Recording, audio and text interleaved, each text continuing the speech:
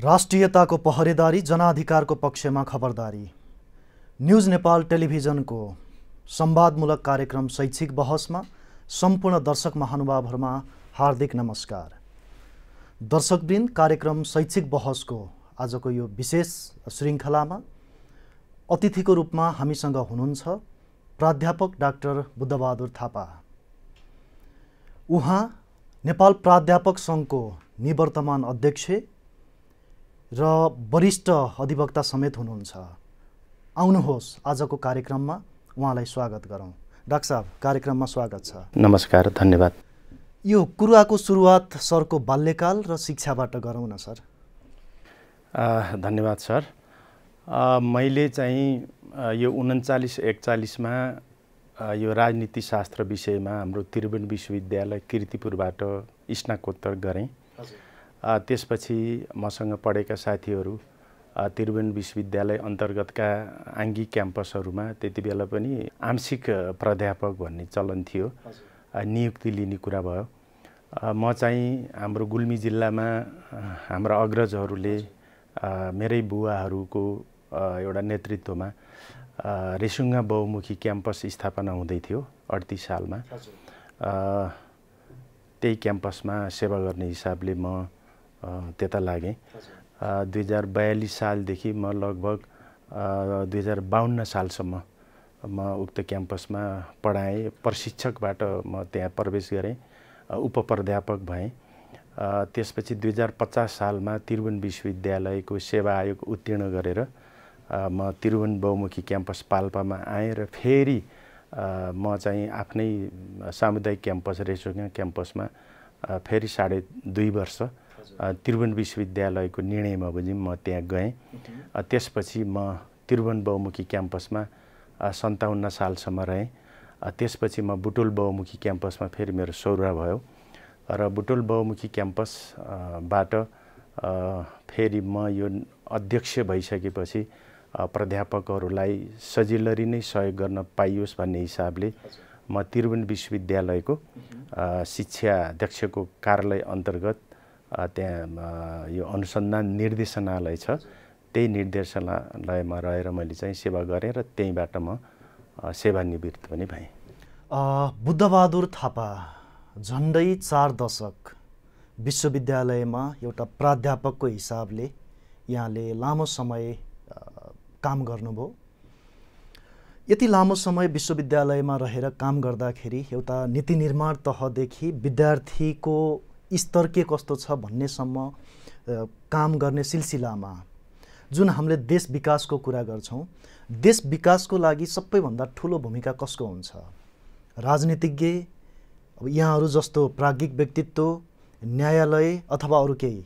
राज्यको आर्थिक, सामाजिक, राजनीतिक सबै पक्षको बृहत्तर हितका लागि चाहिने उपयुक्त चाहिँ पक्ष भनेको पोलिटिकल सिस्टम नै हो, राजनीतिक पद्धति। राजनीतिक पद्धतिभित्र यहाँलाई जानकारी नै छ, हाम्रा सरकारका 3 अङ्गहरू कार्यपालिका, व्यवस्थापिका, न्यायपालिका, यी संरचनाहरू पर्छन् सरकारका अङ्गहरू। यो राजनीतिक पद्धति लोकतान्त्रिक ढङ्गको, जनताले चाहेको, जनताप्रति केन्द्रित भएको, जसलाई पोलिटिकल सिस्टम, शासन व्यवस्था पनि हामी भन्छौँ। त्यसैका लागि हामी चाहिँ 2007 सालदेखि अनवरत लड्यौँ, विभिन्न आन्दोलनहरू गऱ्यौँ, विभिन्न द्वन्द्वहरू व्यक्त भए। त्यसको परिणामस्वरूप चाहिँ अहिलेको यो हाम्रो संविधान, 72मा आएको संविधान र अहिले हामीले जुन निर्माण गरेको पोलिटिकल सिस्टम नै हो। यहाँले भनेको पहिलो कुरा मैले त्यसरी भने। त्यसपछि अब राज्यको जिम्मेवारी र यो राज्यलाई समृद्धिशाली बनाउने, विकसित बनाउने, नमुना योग्य बनाउने, आधुनिकी बनाउने सन्दर्भमा त यो देशमा रहेका हाम्रा 3वटा अङ्ग मातहतका हामी सबै तमाम आम नेपाली जनता, हामी प्राध्यापकहरू, हामी कर्मचारीहरू, हामी प्रहरीहरू, हामी सेनाहरू, हामी पत्रकारहरू, हामी कानुन व्यवसायीहरू, समग्र नागरिक समाजको समान दायित्व रहन्छ भन्ने चाहिँ लाग्छ। यहाँ आफै राजनीति शास्त्रको विद्यार्थी पनि, यहाँको विद्यावारिधि द्वन्द्व निम्त्याउने कारणहरू भन्ने शीर्षकमा यहाँले विद्यावारिधि गर्नुभयो। यसको बारेमा अलिकति बताइदिनुहोस् न। हेर्नुहोस्, अब हामीले यो हाम्रो मुलुकको जुन राजनीतिक इतिहासलाई थोरै पल्टाउँदाखेरि पृथ्वीनारायण शाहको समयमा देशको एकीकरण भयो। त्यसपछि 104 वर्षसम्म एउटा निरङ्कुश एकतन्त्रीय एउटा परिवारवाद हाबी भएको राणा शासनलाई हामीले पायौँ। 2007 सालमा हामीले क्रान्ति गऱ्यौँ, एउटा परिवर्तन भयो। हामीले चाहेका थियौँ कि 2007 सालदेखि नै खास गरी लोकतान्त्रिक मूल्य र मान्यताहरू चाहिँ स्थापित हुनेछन्, हाम्रा चाहनाहरू पुरा हुनेछन्, देशमा प्रजातन्त्र मौलाउँदै जानेछ भनेर हामीले अपेक्षा गऱ्यौँ। तर त्यस्तो हुन सकेन। हामीले 2015 सालसम्म एउटा ट्रान्जिसनल पिरियड को अनुभव गऱ्यौँ। 15 देखि 17 सम्म एउटा संसदीय मोडलको परिपाटी अपनायौँ। त्यो परिपाटी पनि देशमा टिकाउ हुन सकेन। राजा महेन्द्रले त्यसलाई एउटा संसदीय पद्धतिलाई अपदस्थ गरेको सन्दर्भ हामीले देख्यौँ। 30 वर्षसम्म पञ्चायत डेमोक्रेसी, निर्दलीय पञ्चायती व्यवस्थाको नाममा एउटा सिस्टम हामीले भोग्यौँ। त्यसपछि 46 सालको परिवर्तन भयो। अनि हुँदै गर्दा हामीले 10 वर्षको जनयुद्ध पनि हामीले भोग्यौँ। यी यावत क्रम, यी घटनाक्रमले चाहिँ व्यक्तिगत रूपमा मलाई छोयो र मलाई के लाग्यो भने यो किन हाम्रो देशमा राजनैतिक स्थिरता, एउटा पोलिटिकल स्टेबिलिटी कायम हुन सक्दैन? हामी किन चाहिँ यो हरेक चाहिँ मोडमा हामी आन्दोलनमा गइरहेका छौँ? हामी नेपालीहरूले एउटा लोकतान्त्रिक मोडलको संविधान र त्यो संविधानको मातहतमा रहेको पोलिटिकल सिस्टम हामीले किन चाहिँ कायम गर्न सकेनौँ भन्ने कुरा लाएर मैले चाहिँ यो खास गरी यो 10 वर्षको जनयुद्धलाई केन्द्रबिन्दु बनाएर नेपालमा राजनीतिक द्वन्द्व, यसका निम्ताउने कारणहरू भनेर मैले त्यो पिएचडी विद्यावारिधि गरेको हुँ। र यसमा मलाई यो द्वन्द्व निम्ताउने मुख्य सार, यसको निष्कर्ष भनेको मैले के पाएको छु भने समाजमा विभेद जबसम्म रहन्छ, डिस्क्रिमिनेसन चाहिँ पोलिसीहरू जबसम्म हामीले बनाउँछौँ, विभेद कायम रहन्छ, द्वन्द्व चाहिँ भइरहन्छ, अवसम्भावी छ। त्यसैले हामीलाई द्वन्द्वलाई न्यूनीकरण गर्नको लागि हामीले हाम्रा नियम कानुनहरू सबै जनताका लागि समान बनाउनुपर्छ। त्यसमा कुनै जाति, वर्ण, धर्म, लिङ्ग, राजनैतिक आस्थाको आधारमा हाम्रा सुविधाहरू, हाम्रा राज्यबाट वितरण गर्ने अवसरहरू केन्द्रीकृत गर्नु हुँदैन। यो विभेदलाई एकदम निमिट्यान्ने पारेमा मात्र द्वन्द्वहरू न्यूनीकरण हुन्छन् भन्ने मेरो चाहिँ विद्यावारिधिको निष्कर्ष छ। 2042 सालदेखि 2079 सालसम्म आइपुग्दाखेरि यहाँले प्राध्यापक सङ्घमा विभिन्न पदीय जिम्मेवारीमा, भूमिकामा बसेर काम गर्ने अवसर, मौका पाउनुभयो। त्यो खालको जिम्मेवारी पनि सम्हाल्नुभयो र अहिले भर्खर मात्र यहाँले जुन अध्यक्ष पदबाट यहाँको कार्यकाल सकिएको छ, यो नेपाल प्राध्यापक सङ्घको आवश्यकता के हो? यो सङ्गठन खुल्नुपर्नको कारण के हो? सरलाई के लाग्छ? 2019 सालमा हाम्रा अग्रजहरूले यो सङ्घको स्थापना गर्नुभएको रहेछ। खास गरी पेसागत मर्यादा, प्राज्ञिक उन्नयन र उच्च शिक्षाको बृहत्तर उन्नतिका लागि यो सङ्घको स्थापना 2019 सालमा स्थापना भएको र यसको पहिलो अध्यक्ष हुनुहुन्थ्यो ऋषिकेश शाह। त्यसको सचिव हुनुहुन्थ्यो प्राध्यापक बिसी मल्ल, सचिव हुनुहुन्थ्यो। खास गरी प्राध्यापक बिसी मल्लज्यूको अथक मेहनत र प्रयासबाट यो प्राध्यापक सङ्घको विधान बनाइकन यसको स्थापना भएको हामीले देख्छौँ। र खास गरी हिजोको निर्दलीय पञ्चायती व्यवस्थामा यो सङ्घको अर्को लुकेको दृष्टिकोण के थियो भने देशमा एउटा लोकतान्त्रिक बहुदलीय व्यवस्थाको स्थापना र यो बहुदलीय व्यवस्थाबाट नै हाम्रा समाजका सबै समस्याहरू निदान हुन्छन् भन्ने कुरालाई नेपाल प्राध्यापक सङ्घले महसुस गरिकन यसको स्थापना भएको र यो 46 सालको वर्षमा आउँदाखेरि हाम्रा धेरै प्राध्यापकहरूको जागिर गएको छ। यसमा प्राध्यापक अर्जुन नरसिंह केसी, हाम्रो चाहिँ साना प्रधान, स्वयं प्राध्यापक बिसी मल्लहरूको पनि एउटा बहुदलप्रति आस्था राखेको सन्दर्भमा तत्कालीन व्यवस्थाले कारबाही गरेको स्थिति पनि छ। यही सन्दर्भमा 46 सालको आन्दोलन भयो। 46 सालको आन्दोलनको क्रममा पनि हामी प्राध्यापकहरू कीर्तिपुरको अडिटोरियम हलबाट जुर्मुराएर हामी उठ्यौँ। यसले राजनीतिक दलहरूलाई सहयोग पुर्यायो, हामीले चाहिँ लोकतन्त्र पनि ल्यायौँ। त्यसपछि एउटा राम्रो हामीलाई लाग्छ, अहिले म पनि भन्न सक्छु एउटा उत्कृष्ट संविधानको निर्माण भएको हो 2047 सालमा। त्यसलाई हामीले टिकाउन सकेनौँ अथवा त्यो संविधानले केही पक्षमा सम्बोधन गर्न सकेन। हामी 10 वर्षको जनयुद्धतिर होमियौँ। त्यसलाई पनि हामीले निष्कर्ष निकाल्दै अहिले हामी यो स्थितिमा आएका छौँ। र यहाँले उठाएको सन्दर्भमा व्यक्तिगत रूपमा म 2042 सालमा रेसुङ्गा क्याम्पस गोल्मीमा म पढाउन थालेँ र मलाई यो नेपाल प्राध्यापक सङ्घको यसको पृष्ठभूमि, यसको गरिमा साह्रै चाहिँ म दिलैदेखि आस्था लाग्थ्यो।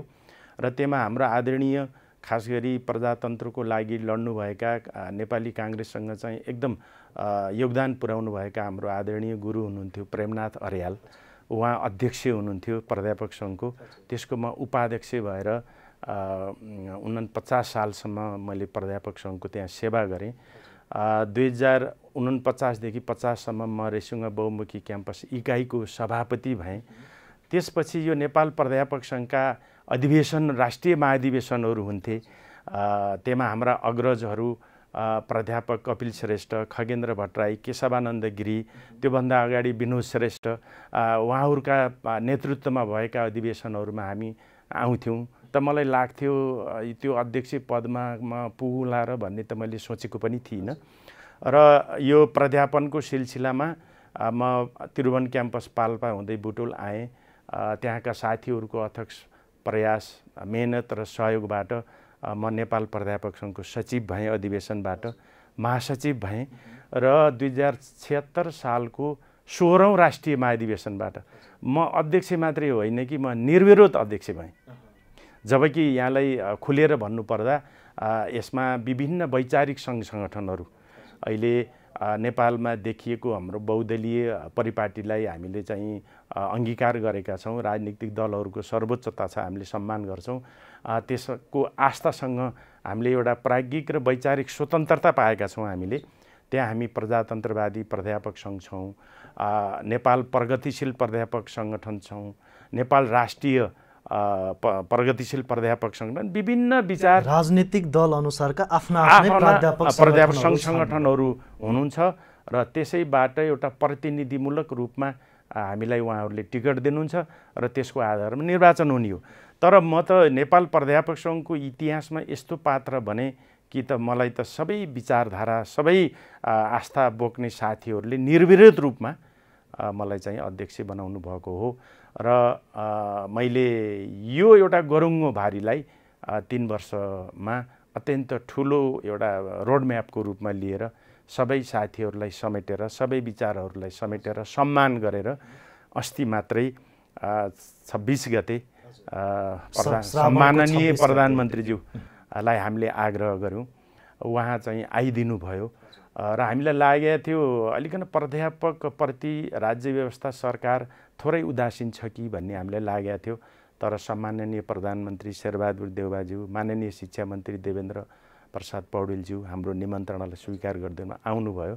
हामीले त्यहाँ पूर्व अध्यक्ष पदाधिकारीहरूलाई सम्मान पनि गऱ्यौँ। यस क्रममा म यहाँको लोकप्रिय टेलिभिजन मार्फत सम्माननीय प्रधानमन्त्री, शिक्षा मन्त्रीज्यूलाई हार्दिक धन्यवाद पनि दिन चाहन्छु। डाक्टर साहब, यो प्राध्यापक सङ्घले विश्वविद्यालयको प्राज्ञिक उन्नयनको लागि अथवा प्राध्यापकहरू आफैमा स्वयं प्राज्ञिक उन्नयनको लागि के गरेको छ? मूलत अघि मैले निवेदन गरेँ, पेसागत हकित हामी एउटा प्रेसर ग्रुप हौँ। खास गरी भन्दाखेरि हामीले एउटा रचनात्मक सन्दर्भबाट मुलुकलाई सहयोग गर्ने हो। खास यसको जिम्मेवारी त सिस्टमकै हुन्छ, सरकारका अङ्गहरूकै हुन्छ हैन। हाम्रो त त्यस्तो कलमले चलाएर यो गर्छौँ भन्ने खालको त्यस्तो आधिकारिक सन्दर्भहरू केही पनि हुँदैनन्। हामी मूलत डेमोक्रेटिक सिस्टममा एउटा प्रेसर ग्रुप हौँ। हामीले खास गरी हाम्रा पेसागत इस्युहरू, जुन पेसागत इस्युहरू उठाउँदाखेरि त्यसको परिणामले मूलत जनतालाई फाइदा होस्। दोस्रो कुरा, हाम्रा विद्यार्थी भाइ बहिनीहरू लाभान्वित हुन सकुन्, उनीहरूलाई गुणात्मक शिक्षा दिन सकियोस्।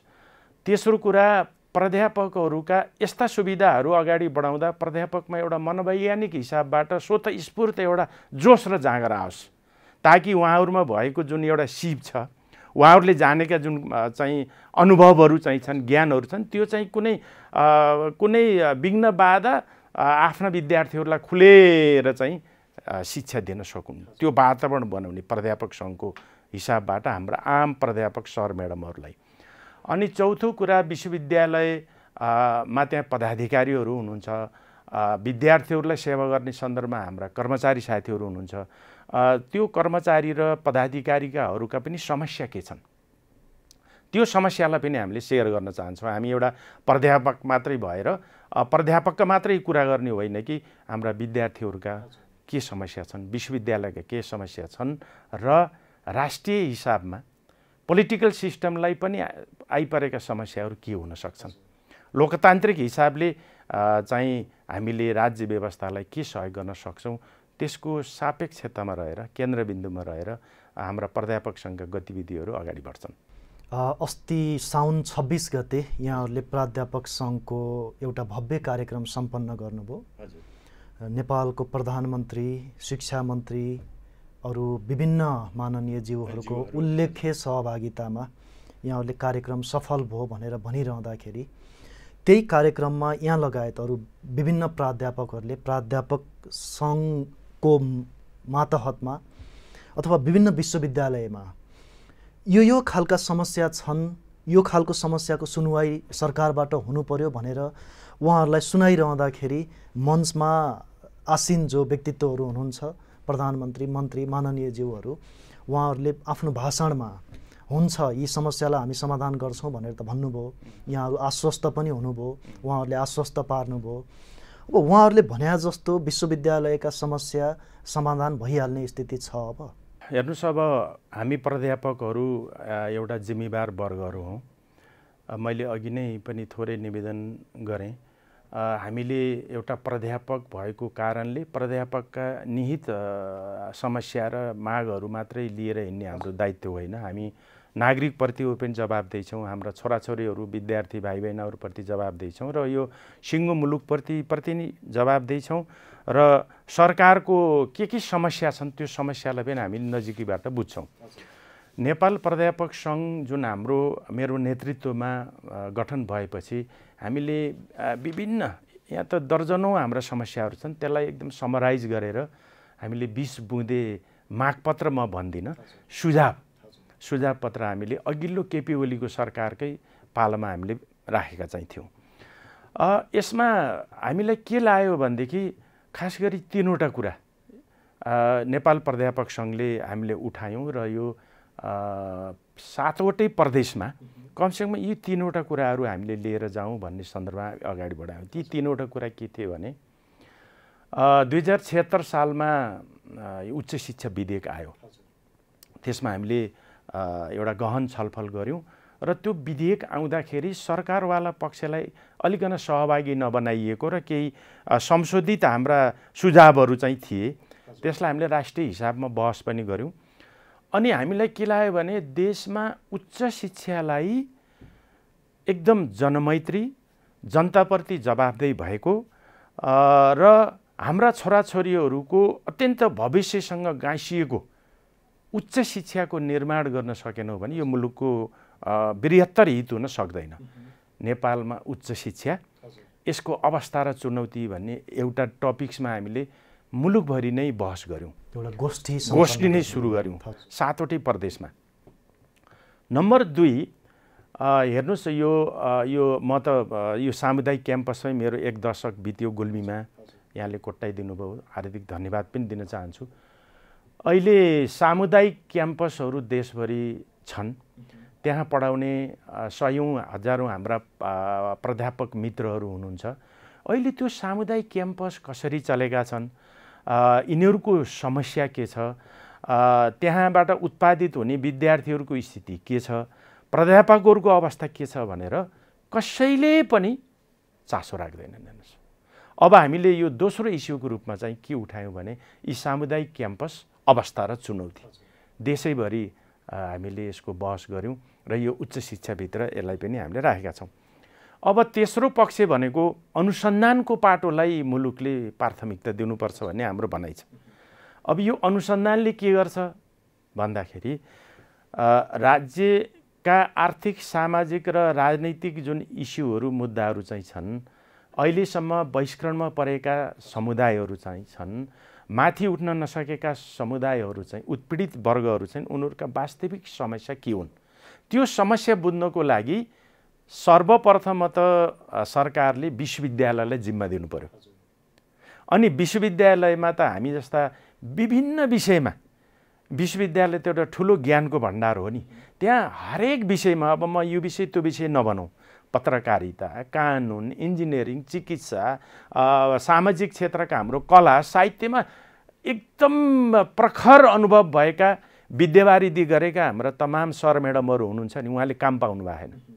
उहाँहरूलाई विश्वविद्यालयले के गर्नु पर्यो भने यो क्षेत्रमा गएर यो समस्या छन्, यसको निष्कर्ष निकालेर लिएर आउनुहोस्, समस्या के हो, अनि हामीले त्यो निष्कर्ष ल्याउँछौँ। त्यसलाई राज्यले सम्पत्ति ठान्नु पर्यो, त्यसलाई रोडम्यापको रूपमा लिएर चाहिँ अगाडि बढाउन पर्छ भन्ने हाम्रो तेस्रो एउटा सुझाव पत्रको रूपमा रहेर हामीले यो प्राध्यापकहरूलाई यो रिसर्च सम्बन्धी एउटा प्रशिक्षण, एउटा ज्ञान होस् भनेर हामीले रिसर्चका सन्दर्भहरू उठाइ। मैले यी तिनवटा कुरा निवेदन गरेँ। यही सन्दर्भलाई यहाँले अस्ति 26 गतिको सन्दर्भ ल्याउनु भएको छ। हाम्रो पहिलो सत्र हिरक महोत्सव एउटा यो मेरो कार्यकालमा भएको यसलाई सौभाग्य पनि ठानेको छु मैले। 60 वर्ष स्थापना भयो यो गौरवमय संस्थाको यो अवधि, यसलाई सम्माननीय प्रधानमन्त्रीज्यूबाट उद्घाटन गराउने। दोस्रो कुरो हाम्रा पूर्व अध्यक्षहरू जसले आफ्नो समय कालक्रममा ठुलो योगदान गर्नुभएको छ यो मुलुकको लागि, यो सङ्गठनको लागि, प्राध्यापकको हकितका लागि, उहाँहरूलाई सम्मान गर्ने। अनि दोस्रो चरणमा हामीले चाहिँ अघि मैले निवेदन गरे जस्तै नेपालमा उच्च शिक्षा अवस्था र चुनौती विषयमा हामीले चाहिँ गोष्ठीको आयोजना गऱ्यौँ। त्यसमा प्राध्यापक डाक्टर गोविन्द कार्कीले कार्यपत्र तयार गर्नुभएको थियो। त्यसमा हाम्रो चाहिँ पूर्व रजिस्ट्रार प्राध्यापक डाक्टर चन्द्रमणि पौडेलज्यूले चाहिँ टिप्पणी गर्नुभएको थियो। र यसमा हाम्रो अर्को सन्दर्भ के थियो भने मैले प्रतिनिधि सभाका आदरणीय माननीय सांसदहरूलाई मैले त्यो रूपमा भन्न खोजेको होइन, हाम्रा मुलुक हाम्रो त्यस्तै छ र हाम्रा प्रतिनिधिहरू पनि त्यही रूपबाट जानुभएको छ। कतै यो प्रतिनिधि सभाका माननीय सदस्यज्यूहरूले यो देशको उच्च शिक्षालाई अलिक गम्भीरतापूर्वक लिनु भएन कि? त्यहाँ पनि एउटा शिक्षा र स्वास्थ्य सम्बन्धी एउटा समिति पनि रहेछ। कमसेकम त्यहाँ त्यो समितिबाट यो उच्च शिक्षालाई सम्बोधन गर्ने माननीय सांसदहरूलाई पनि बोलाएर हाम्रो उच्च शिक्षाका बारेमा एउटा गहन डिस्कसन गरौँ र निष्कर्ष निकालौँ भन्ने हिसाबले हामीले माननीयहरूलाई बोलायौँ।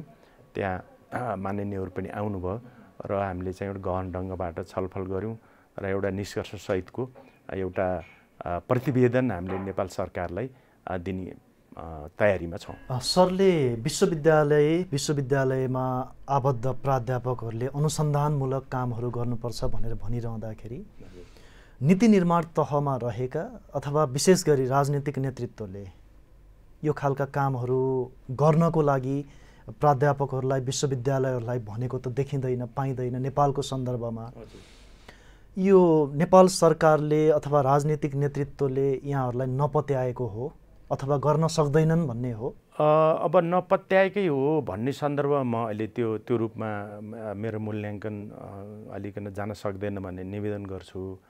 अलिकन त्यो पक्ष थोरै उदासीन रूपमा रहेको, उपेक्षित भएको चाहिँ हो र हाम्रो नेतृत्व आइसकेपछि कमसेकम राज्यले अनुसन्धानको पाटोलाई अगाडि बढाओस् मात्रै भनेर भएन, त्यसलाई अब बजेटको तयारी हुनु पर्यो नि त। पछिल्लो 1-1.5 वर्षमा अनुसन्धानको क्षेत्रमा राम्रै बजेट चाहिँ विश्वविद्यालयमा गयो। म नेपाल सरकारलाई हार्दिक धन्यवाद पनि दिन चाहन्छु। तर यसमा अब हामीले सन्तुलित हिसाबले टिप्पणी गरौँ है। अब यसमा नेपाल सरकारबाट जस्तै त्रिभुवन विश्वविद्यालयमा केही बजेट गएको छ अनुसन्धानको क्षेत्रमा, तर त्यो जुन रूपले त्यसको चाहिँ आउटपुट जानुपर्ने हो, जुन रूपमा हामी प्राध्यापकहरू इन्भल्भ भएर चाहिँ त्यो रिसर्च हुनुपर्ने हो, त्यसमा हामी प्राध्यापकहरूले रुचि नदेखाएर हो कि प्राध्यापकहरूको त्यसमा चाहिँ अलिकन समय ननिकालेर हो कि अलिकन बजेट जुन रूपमा अघिल्लो वर्ष चाहिँ सिद्धिनुपर्ने हो नसिद्धिएको मैले सुने। यो हिसाबबाट हेर्दाखेरि हामी प्राध्यापकहरू पनि त्यतातिर अलि सजग हुनु जरुरी छ भन्ने लाग्छ। र यहाँले भने जस्तै अघिल्ला धेरै अगाडिका सन्दर्भहरूमा रिसर्चको मामिलामा सरकार उदासीन भएको हामीले महसुस गरेका छौँ र अहिलेको सन्दर्भमा तुलनात्मक रूपमा केही बजेटहरू आछन् र हामीले राख्दाखेरि भन्न खोजेको सुझाव के हो भने अनुसन्धान नभइकन देश अगाडि बढ्न सक्दैन।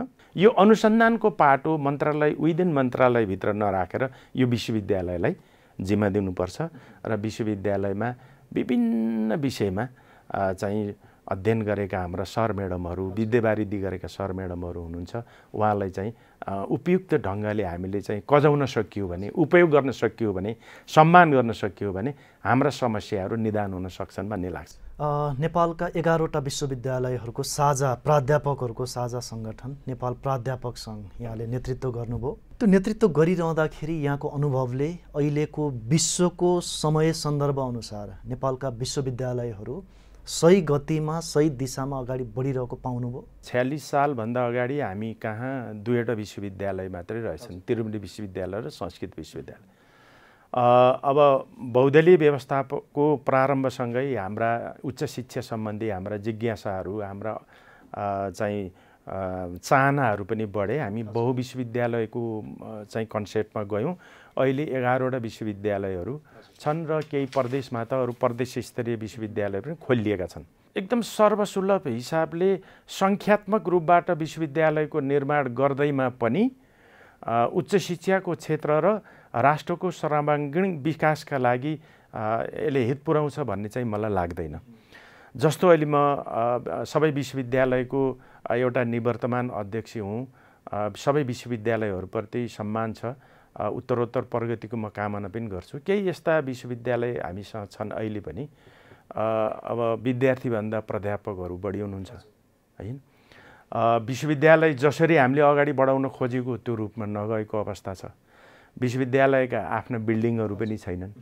अनि यो स्थिति देख्दाखेरि आर्थिक रूपले एकदम सङ्कटमा परेको हाम्रो मुलुक अब यो वर्षै पछि चाहिँ यी विश्वविद्यालयहरू खोल्दै जाँदाखेरि यसले अन्ततः राष्ट्रलाई एउटा आर्थिक चाहिँ समस्या पार्छ भन्ने मलाई लाग्छ।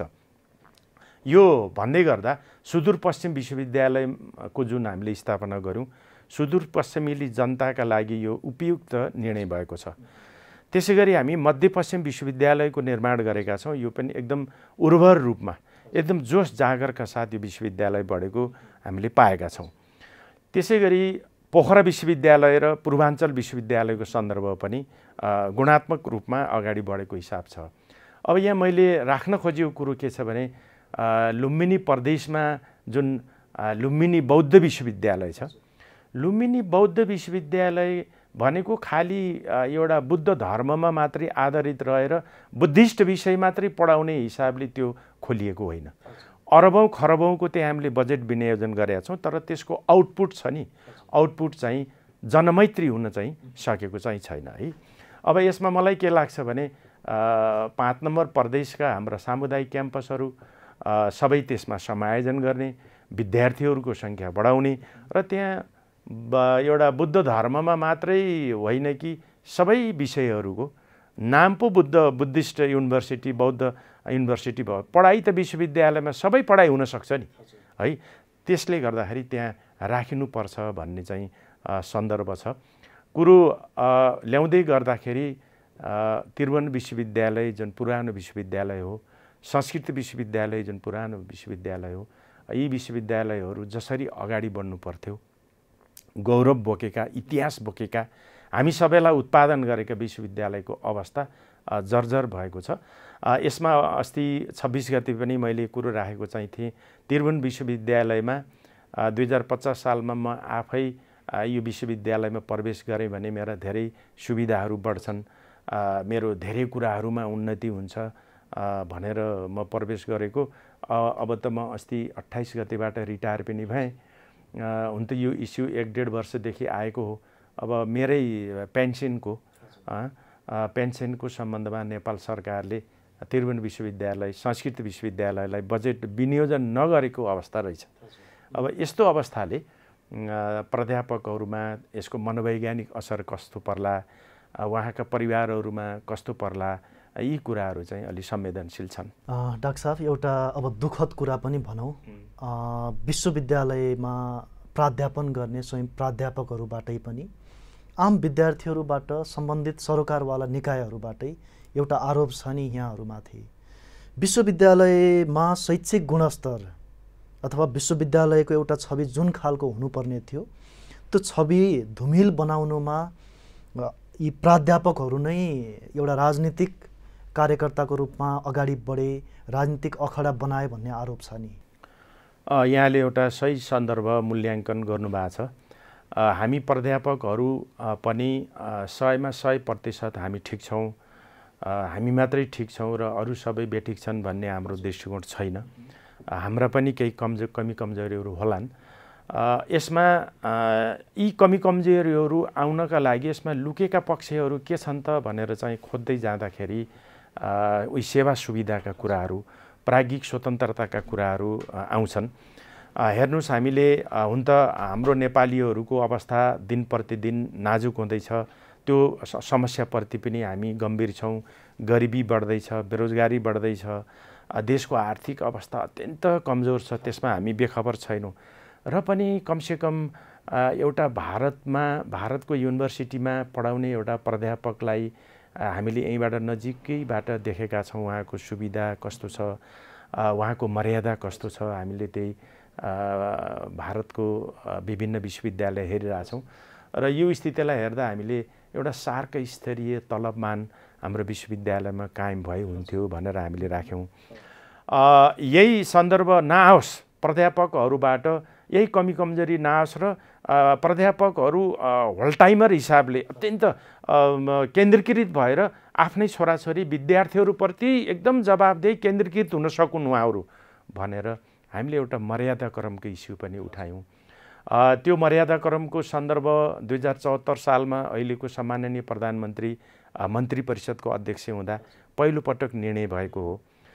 त्यसमा गृह मन्त्रालयबाट सिफारिस हुनुपर्ने र मन्त्री परिषदले निर्णय गर्नुपर्ने सन्दर्भमा सम्माननीय प्रधानमन्त्री शेरबहादुर देउवा एउटा संयोगले गृहमन्त्री पनि उहाँ आफै, प्रधानमन्त्री पनि आफै भएको अवस्थामा 74 सालमा निर्णय भयो।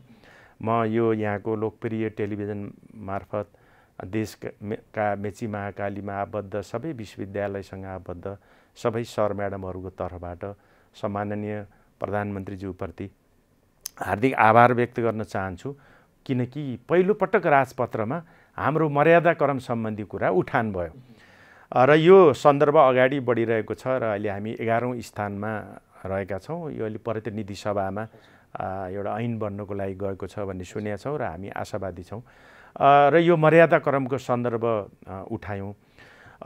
त्यसपछि तेस्रो पक्ष भनेको यो शिक्षा र स्वास्थ्य जुन अत्यन्त महत्त्वपूर्ण विषय हो, यो राज्यले आफैले चाहिँ हेर्नुपर्ने, राज्यले नै यसलाई चाहिँ सम्पूर्ण दायित्व बेहोर्नुपर्ने।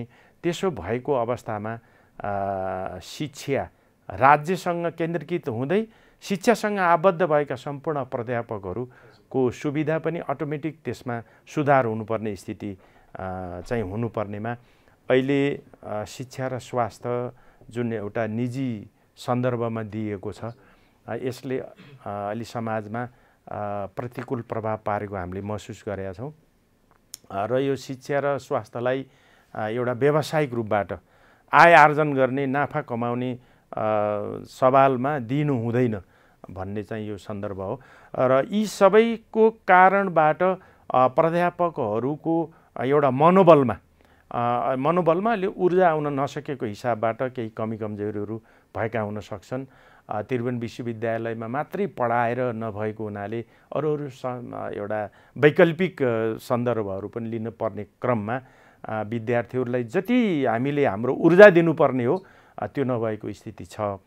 प्राध्यापकहरू विभिन्न राजनीतिक वैचारिक एउटा सङ्गठनको रूपमा आबद्ध हुनु, नेतृत्व गर्नु, त्यसमा अगाडि बढ्नु अझ विश्वविद्यालयमा कतिसम्म सुनिन्छ भन्दाखेरि त्यहाँका पदाधिकारीहरूले कुनै अर्को पक्षले उठाएका सही मागहरूलाई समेत सम्बोधन नगर्नको लागि आफ्नो पक्षका अथवा आफ्नो विचारधारा भएका पक्षका जुन विद्यार्थी सङ्गठनहरू छन्, विद्यार्थी सङ्गठनलाई उचाल्ने, तालाबन्दीको लागि स्वयं पदाधिकारीहरूले नै विद्यार्थीहरूलाई चाहिँ आग्रह गर्ने भनेका कुराहरू सुनिन्छन् नि। यो दुःखद पक्ष हो। यहाँले सुनेको कुरो साँचो पनि हो। अब सन्दर्भ के भयो भने मूलतः हामी यो मुलुकप्रति कतिको वफादारी छौँ, यो सिस्टमप्रति कतिको वफादारी छौँ, लोकतान्त्रिक मूल्य र मान्यताप्रति कतिको वफादारी छौँ र जनता र विद्यार्थीप्रति कतिको वफादारी छौँ। हाम्रा मूल आदर्श यिनी हुन्। मैले सबै पदाधिकारीहरूलाई यस्तो भन्न चाहन्न, धेरै योग्य पदाधिकारी विश्वविद्यालयमा हुनुहुन्छ, उहाँहरूको ज्ञान सिप र योगदान पनि प्रशंसनीय छ। तर केहीमा कस्तो देखिया छ भने यहाँले भने चाहिँ खालि एउटा जागिर खान मात्रै गएको, सेवा र सुविधा उपभोग गर्न मात्रै गएको र त्यो गएको हुनाले कुनै राजनीतिक नेतृत्व र दलप्रति जवाबदेही भएको। प्राध्यापक, विद्यार्थी र जनता भन्दा अमुक आफूलाई जसले नियुक्ति गरेका थिए त्यसप्रति जवाबदेही भएको कता कता देखिन्छ। यो दुःखद पक्ष हो र त्यो चेयर जोगाउनका लागि आफ्नो पक्षीय विद्यार्थीहरूलाई उचाल्ने, तालाबन्दी पनि गराउने, हेर्दाखेरि विद्यार्थीले तालाबन्दी गरेका छन्, प्राध्यापकले तालाबन्दी गरेका छन् देखिन्छ। तर सारमा भित्र एकदम अनुसन्धान गरेर भित्री गहिरिने हो भने त्यो पदाधिकारीकै स्ट्राटेजिक गेम जस्तो, कूटनैतिक चाहिँ रोल जस्तो पनि देखिएको स्थिति छ। त्यो चाहिँ दुःखद पक्ष। यो उच्च शिक्षा सुधारको कुरा गरिरहँदाखेरि यो स्थिति कहिलेसम्म, अन्त्य कहिले हुन्छ? अब यसका लागि मैले अघि भने उच्च शिक्षा विधेयक 2076 आयो, हामीलाई सोधिएन। यस क्रममा हामीले ठुलो मेहनत गऱ्यौँ, राष्ट्रिय स्तरको गोष्ठी पनि गऱ्यौँ, अस्ति पनि एउटा गोष्ठी 26 गते पनि गऱ्यौँ। हामी यसको निरन्तर यो उच्च शिक्षाको रचनात्मक पहल र यो उच्च शिक्षा मुलुक र जनता र हाम्रा छोराछोरीप्रति केन्द्रित हुने गरी यसको दीर्घकालीन हिसाबले फलदायी हुने गरी कसरी बन्नुपर्छ भन्ने पक्षमा हामी लागिरहेका छौँ। यसमा राज्य र सरकार थोरै जिम्मेवारी हुनुपर्छ भन्ने लाग्छ। यो विश्वविद्यालयहरूले शैक्षिक क्यालेन्डर नबनाउने, बनाइहाल्यो भने पनि कार्यान्वयनमा असाध्यै असजिलो पाटोहरू देखाउने, पढाइ कहिलेसम्म हुन्छ, परीक्षा कहिले हुन्छ, नतिजा कहिले आउँछ, यी आम समस्याहरू आम विद्यार्थीहरूले त निकै पहिलादेखि भोगिराखेका छन्। यो स्थिति कहिलेसम्म रहन्छ? अब यो शैक्षिक क्यालेन्डर आउनुपर्छ, यसको मातहतमा एकदम पारदर्शी हिसाबले देशको उच्च शिक्षा चल्नुपर्छ। यो हाम प्राध्यापकसँगले उठाउँदै आएको सन्दर्भ हो। अब यसका पछाडि पनि अब यिनी कुराहरू जोडिएका छन्। जस्तै हाम्रा विश्वविद्यालयका केही प्राध्यापकहरूको यो आंशिक प्रकृतिबाट समस्या छ, करार प्रकृतिबाट समस्या छ। लामो समयसम्म जस्तो अब यता निजामती सेवातर्फ पनि त्यो देखिया छ। 15औं-16औं वर्षसम्म प्राध्यापक एउटा पदमा हुनुहुन्छ, उहाँको पदोन्नति हुन सक्दैन। त्यसले त प्राध्यापकलाई रिफ्रेसमेन्ट बनाउँदैन नि, नयाँ जोस र जाँगर उहाँमा आउँदैन नि। यो टाइम बाउन्ड प्रमोसनको सन्दर्भ पनि हामी उठायौँ। यसका समस्या छन्। त्यसै गरी अब अघि मैले भने यसको वित्तीय पक्षको कुरा छ, जस्तै यो पेन्सनकै कुराहरू हामी गऱ्यौँ। अरू सुविधाका कुराहरू पनि छन्। यसले गर्दाखेरि विश्वविद्यालयमा तालाबन्दी हुने, हडतालहरू हुने, एउटा सुमधुर रूपबाट विश्वविद्यालयको सङ्गठन नचल्ने स्थिति देखिएको हुनाले यसको प्रत्यक्ष चाहिँ प्रभाव चाहिँ यो शैक्षिक क्यालेन्डरमाथि परेको छ।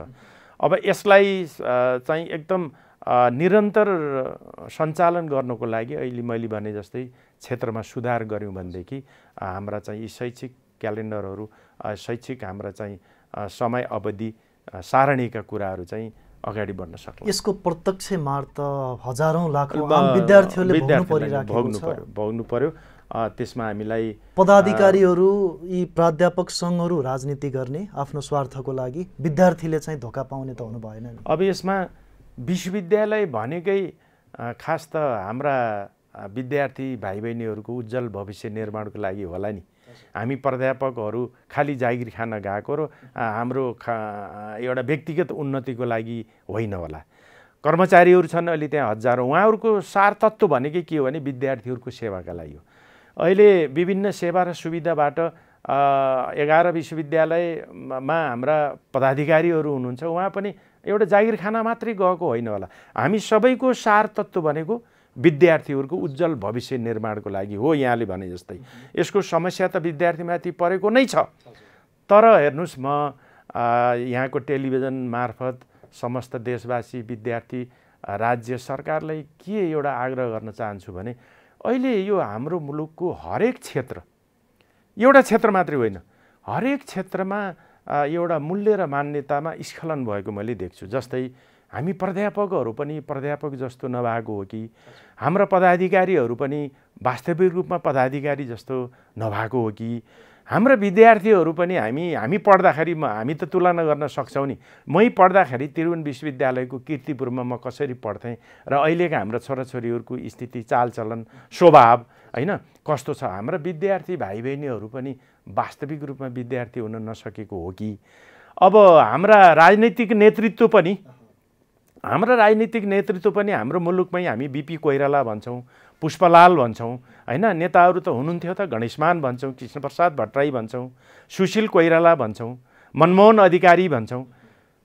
त्यस्तै हुन नसकेको अवस्था हो कि त्यसैले अहिलेको यो सबै पाटोबाट अत्यन्त चिन्तित भएर गहिरिएर आत्मसमीक्षा गर्नुपर्छ भन्ने लाग्छ मलाई। प्रत्येक वर्ष हजारौँ विद्यार्थीहरू अर्बौँ रुपियाँ खर्चेर विदेश गइराखेको अवस्थामा सरले नेपालको शिक्षा, नेपालको विश्वविद्यालयको शिक्षा गुणस्तरीयता छ भनेर ती बालबालिका विद्यार्थीहरूलाई चाहिँ विश्वस्त तुल्याउन सक्नुहुन्छ? हेर्नुहोस्, हामी चाहिँ प्रवीणता प्रमाणपत्र पढ्दा, स्नातक पढ्दाखेरि सरले अगाडि पढाउँदै हुनुहुन्थ्यो र हामी तल पछाडि के गफ गर्थ्यौँ भने हामी पनि सर जस्तै एउटा प्रोफेसर हुन पाए हुन्थ्यो। र यो प्रोफेसर कसरी भइन्छ? नम्बर 1। नम्बर 2, लोकसेवा आयोग उत्तीर्ण गरेर सिडिओ हुन पाए हुन्थ्यो, मालपोत अधिकृत हुन पाए हुन्थ्यो, एउटा प्रहरी निरीक्षक हुन पाए हुन्थ्यो, एउटा सेनातर्फ एउटा चाहिँ प्रहरी अधिकृत हुन पाए हुन्थ्यो, एउटा कुशल पत्रकार हुन पाए हुन्थ्यो, कानुन व्यवस्था। हाम्रा चाहनाहरू त्यो हुन्थ्यो। तर अहिले हामी पढाउँदै गर्छौँ, विद्यार्थीहरू हाम्रो पढाइप्रति त्यति गम्भीर देखिनुहुन्न र पछाडि कुरो बुझ्दै जाँदा उहाँहरूले के कुरा गर्दै हुनुहुन्छ भने त कहिले क्यानाडा जाने होस्, तेरो अस्ट्रेलियाको भिसा के हुँदैछ, अमेरिकातर्फ तैँले के गर्दैछस्, तेरो साथी, तेरो दाई, भाइ, बुवा कहाँ हुनुहुन्छ, यस्ता कुराहरू अहिले सुन्नमा आउँछ। र यो एउटा दुःखद पक्ष चाहिँ छ। यसमा अलिकन हामी सबै गम्भीर भएर हाम्रा छोराछोरीहरू किन यो विदेशप्रतिको मोह बढिरहेको छ, यसलाई हामीले रोक्न कहाँबाट सक्छौँ र यो भावना चाहिँ किन चाहिँ आइरहेको छ भन्ने सन्दर्भलाई हामीले गहिरिएर खोजेनौँ भनेदेखि यो यहाँले उठाएको इस्यु झन् विकराल बन्दैछ। डाक्टर साहब, यहाँको महत्त्वपूर्ण समय र विचारको लागि धन्यवाद। समग्र टिम र यहाँ लगायत सबैलाई हार्दिक धन्यवाद दिन चाहन्छु। दर्शकवृन्द, कार्यक्रम शैक्षिक बहसको आजको श्रृङ्खलाको समय सकिएको छ। आगामी श्रृङ्खलामा नयाँ विषयवस्तुमा, नयाँ अतिथिको साथमा हामी पुनः भेट्नेछौँ। राष्ट्रियताको पहरेदारी, जनाधिकारको पक्षमा खबरदारी। हेर्दै रहनुहोस् न्युज नेपाल टेलिभिजन। नमस्कार।